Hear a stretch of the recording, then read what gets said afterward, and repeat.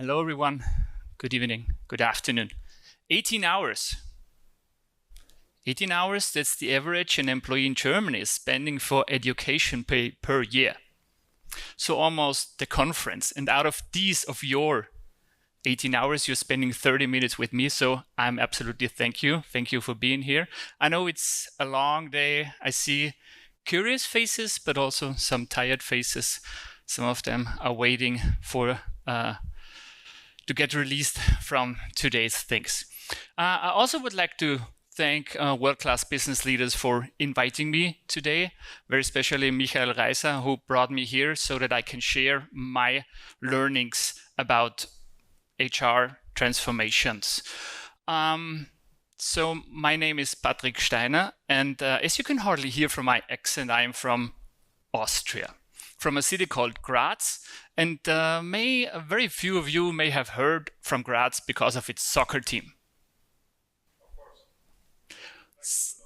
Like this love, right? More of you, Sturm Graz, thank you. More of you may have heard about Graz because of its favorite son, of its most favorite son. He just had his 75th birthday a few weeks ago. Pardon? No one? Guessing? Who had the very Austrian accent when he's talking English? Arnold. Yes, Arnold the governor. He is born and raised in Graz before he went big in the US. So I am working for a company that's called Magna. It's not Magma, it's called Magna. And we had discussions before, so everybody was like, what's this? Are you building rifles? So no, we don't. We are in the automotive industry and we have more than 160,000 employees all over the globe. So I would say we're quite a huge company. We're doing automotive parts, but with my group, we also do complete vehicles. We do engineerings. For example, some of the colleagues said, and if it comes to talking about Graz and talking about Magna, we have the biggest plant there with approximately 10,000 employees. And we're building a very famous car right there. We're building the, yes, Mercedes G-Class, Mercedes G-Klasse. It's a Mercedes, but it's built from Magna, from my company, since 1979. Yes, they were built right next to my office, but the only thing that I can offer you is a view. Yeah, if you want to visit me, you can have a view on it, right? So I will talk about implementing a global human resource information system that's called Workday. Who of you have already heard about Workday? Okay, some of them. Who of you is in HR? Can I get some hands? Okay, no one, so I'm the only one? Great, so I can tell you whatever I want. You need to believe me. Who is in IT? Okay, who is a consultant? Okay, and all the others? Marketing and sales? Okay, great. So I want that everybody of you is taking at least one thing with you. So when I did the presentation, I thought about what can I bring in 30 minutes? And I will very briefly talk about the project and what we have done, but mostly I will focus on what I guess you should know because we have learned it. So what have been the challenges that we were facing? Because I think you can take them with you because of digitalization at all. We had the discussion today when you do transformations. And the people from HR who want to learn something need to watch this stream because they haven't made it till here. So what was the starting point? I said we are a large company, heavily decentralized. And what was the starting point to get on this journey? And the starting point was a picture like this one. You know, we did an analysis about what are we doing on our HR system landscape, and I can see some heads already knocking. So some of you may have seen something before, and we did a deep analysis, and we ended up with 700 different systems all over the globe, you know? And therefore we said complexity is too high, it has been grown too much, so there is something that we need to do. We need to improve on the system side, for sure, that's one thing. So I'd like to ask, who of you is living the HR administration dream? What do I mean? So when it comes to core data, a name, a birthday, the address, every payroll system needs such information. And hopefully all of you are in some payroll system because hopefully you get paid, right? So when you have an applicant and you decide, HR decides that you want to be the applicant, be your employee, you need to have his data, right? So when you're in a company that's living the HR administration dream, you need to enter these data 0 times because you have an AMS, an applicant management system. The applicant is applying via LinkedIn. He does not need to enter his data anyhow. So via LinkedIn, you get through AMS in your core HR system and data is flowing automatically downstream. So we will have an appointment. I have already booked the table at the Luisenstraße. Pardon? Okay, great. And okay, who is doing it once? Who needs to do it once in the company?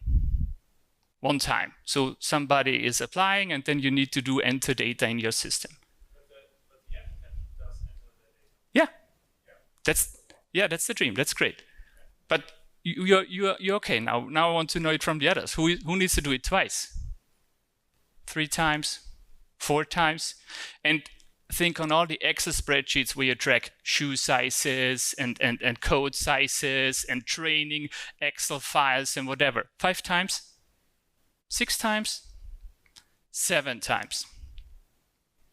That was the number that we found out on average. We had to enter core HR data 7 times in 7 different systems on average. Okay, and therefore all the use case came in. We said this is absolutely inefficient and we need to improve, and therefore we decided to go with a global HR information system tool called Workday. So some of you have already heard about it. Workday, it's founded 2005. Of course, where in?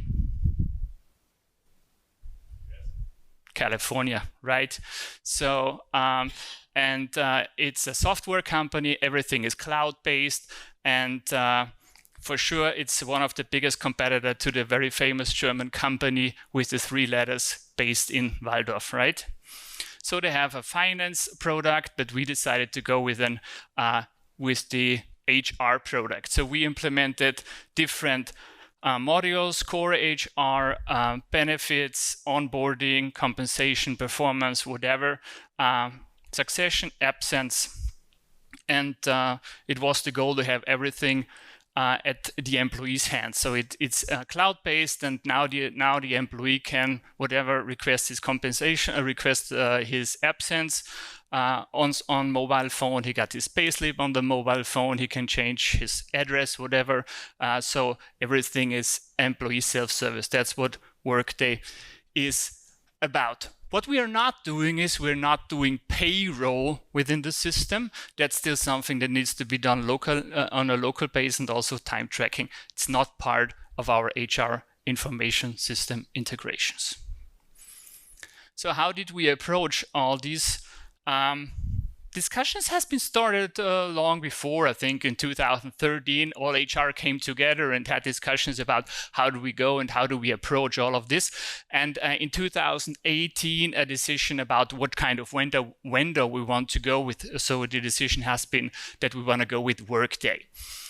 There's an important phase afterwards, and we had discussed about today. So we discussed about having business cases, right? And this is something that happened right there. So we are a decentralized company, so we were asked about, can you align on global business processes? 160,000 employees spread all over the globe. Are you able to? So what have we done? We took our vice presidents HR from all over the globe, sent them to Canada where we have our headquarters, and put them all together for 2 weeks in such a room like this one. And they went through all 88 processes that we're having at work. They say, can you align or can you not? What needs to be done and whatever. These happened there, and this was in important pre-work. All these came then to a business case for sure that needs to be approved, and it has been approved by our president's meeting in October 2019. So from there on, we got the official let's go. And we started January 14th, 2020 with the journey. And we did the implementation of Workday in 2 phases. You can see the very first phase ended up on June 14th, my group, and then in another group with approximately 30,000 people went live on June 14th, 2021. So it's more than 1 year that we are living with the Workday ecosystem now. You can see there's a whole bunch of people who need to follow, and they are doing it now at this point of time. We had some carryovers, and we were more or less the guinea pigs. Said, okay, you go through, do the implementation, you are less people, you got some more time, and we will follow and shorten the time because of the learnings that you were able to gain. So what kind of challenges did we face during 18 months? First of all, it's this one.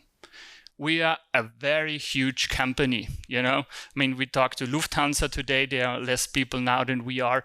We have the people spread all over the world in different manufacturing facilities, in different engineering facilities, all the law regulatories in the different countries. We are in Germany, but also Austria Works Council. You know, all of these challenges appear. And this was one of the biggest challenges that we were facing. And I think if you're a huge global company, this one is for sure something that you will see. But there were others, like the one I already talked before, process alignment. So if you do a cloud-based solution like we did with Workday, for sure it makes sense to align on business processes. So it's a no-brainer. Usually you have it everywhere saying, yeah, and then you have global business processes, but it's a challenge if you're decentralized. If you're a centralized company, maybe, I don't know, it's easier. For us, it was a challenge, like I said. And something that's very important is, for sure, there will be some outside processes that need to happen before Workday or after Workday. And if you don't take a look from cradle to the grave, you will not get the efficiency, because we talked about people still like their habits, still do what they have been done before and all these stuff. So there's a lot of change management effort within these so that you get out of the business processes and the efficiency that you want to. One more side detail.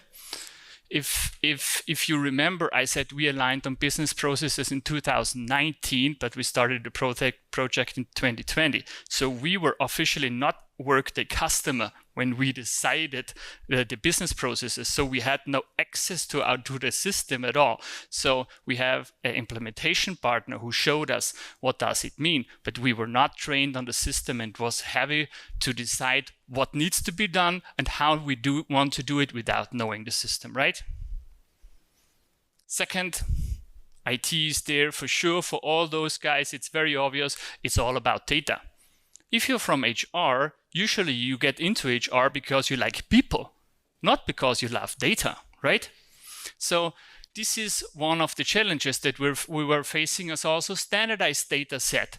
Because when you do an initial load from about 160,000 employees, that's quite a lot of punch of data that you need to load, and you need to know where to get the data, and it needs to be standardized.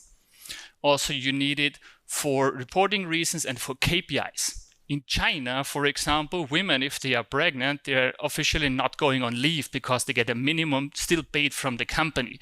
So they're not sent it on leave. So it's a question, is this then, when you're talking about FTEs, full-time equivalents, is it a full-time equivalent then or not? So these are all things that if you want to have a global KPI reporting, you need to align on. What we have done very, very properly, this one, is we did the discussions about the common data set already beforehand. I said 2013, we started all these discussions, so we had a globalized data set already, right? One more challenge, and some consultants are there, so I really like this one because it's important. I think for all the people who work in a company with the consultants, but for the consultants too. So when you do an implementation like Workday from this size, you're not allowed to do it by yourself. So you need to get one of the consultants, usually one of the big four ones or whatever you can choose. So you have now counterparts right there. You have HR people, you know, and HR usually knows about your current processes and about your current system landscape. But you need to have the implementation partner who is doing the configuration of the software. And I liked it really. We had before, few hours before, we had in the room the car that has been built in simple parts, you know? So I would say Workday from its software, it's like a Mercedes G-Class, you know, it has 500 horsepower, four-wheel drive, whatever you want, but it's in its own parts, and the implementation partner needs to build it all together.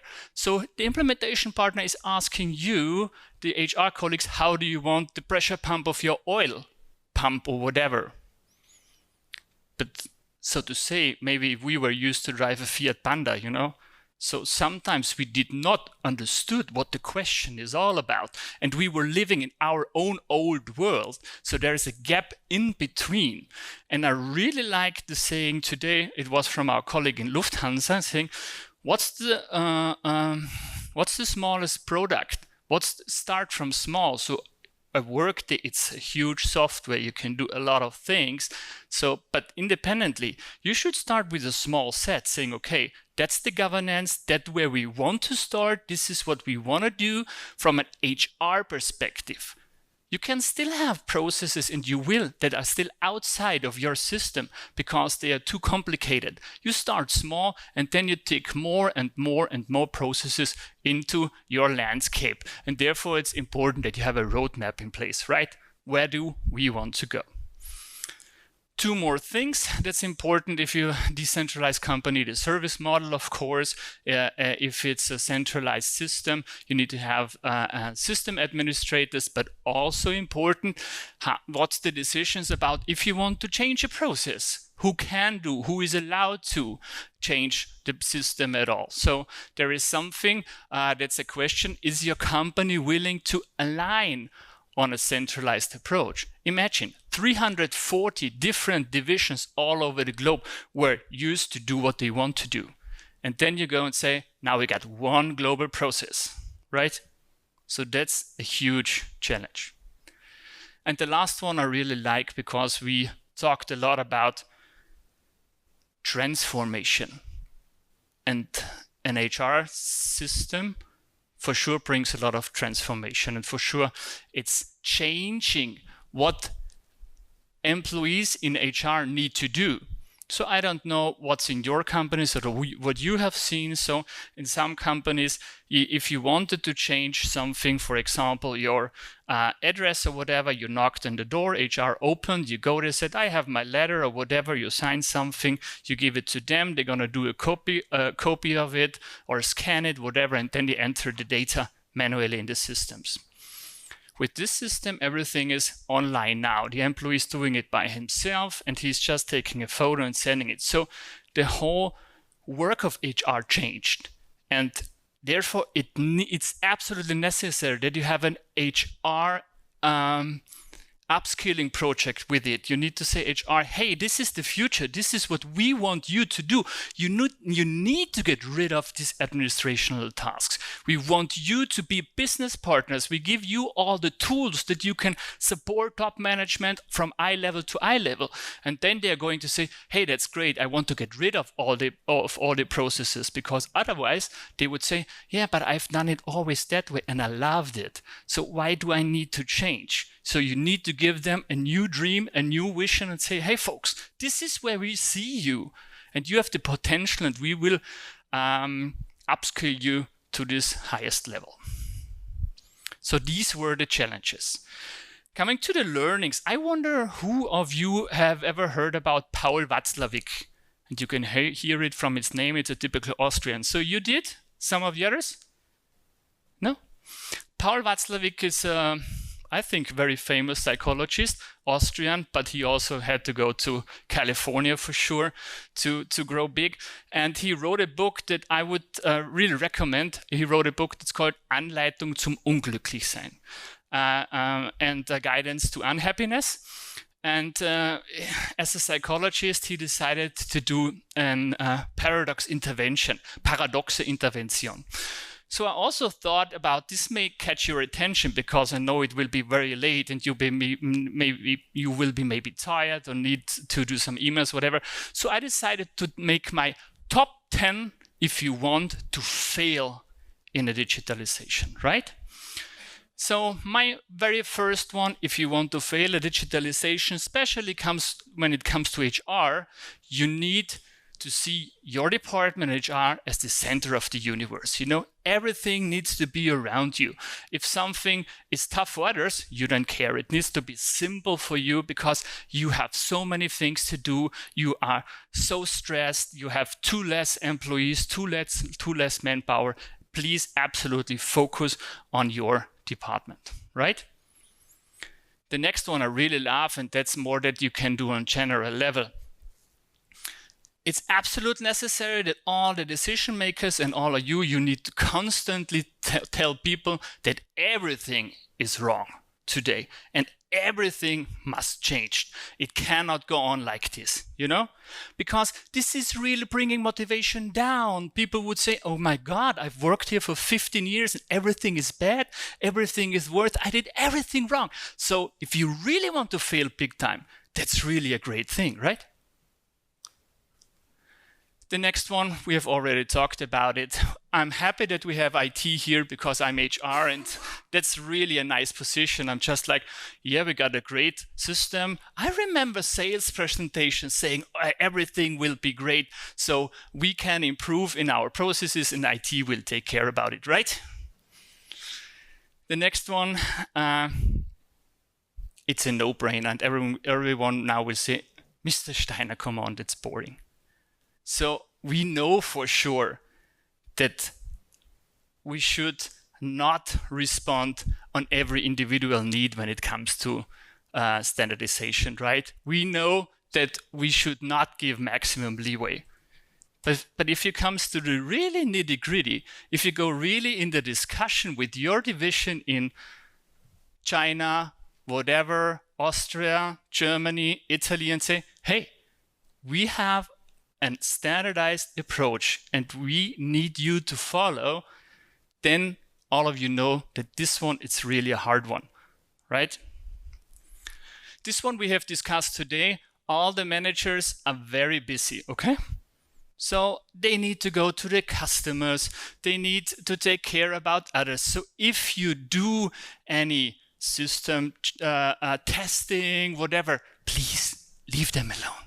Okay, they are so HR, nobody cares about it. Do your work and I do my work and leave them unaffected. And it's really the best if you change HR. The best change is if you want to fail big time, nobody should recognize that anything changed at all, right? Because you don't want to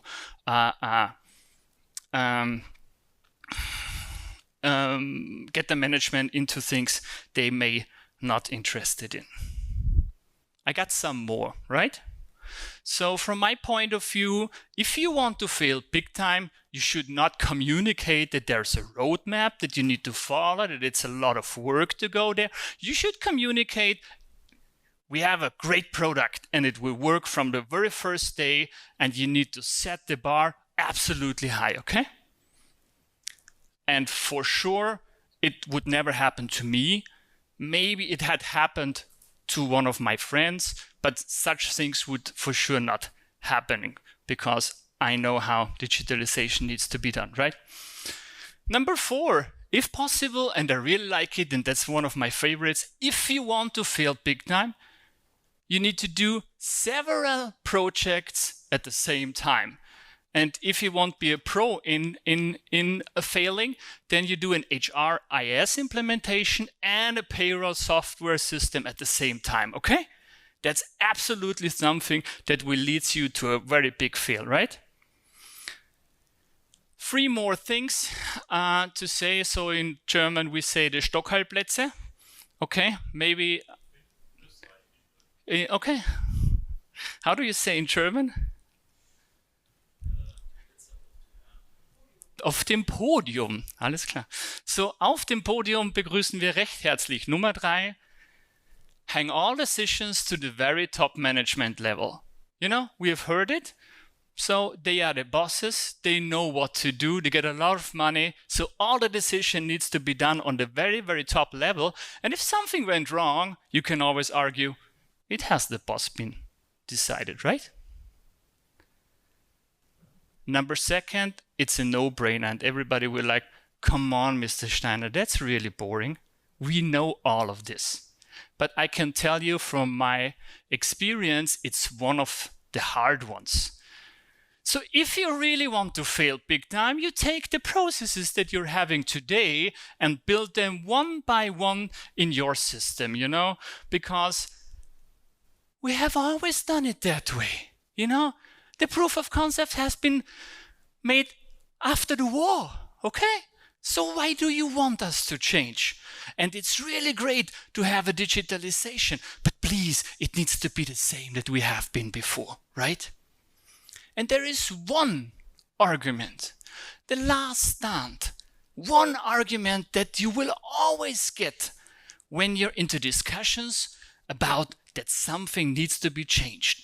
So there is one argument that you will always hear on the very, very, very, very end, at least in big companies, on the very, very end, when you have everything, all the other things are done, there is one thing that you always hear. We need it for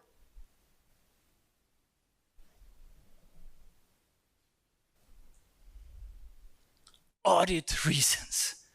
We need it for audit reasons. That's always the last stand. That's always the last stand, right? And I guess it's mostly right. But maybe sometimes you could find a way to do it different, you know?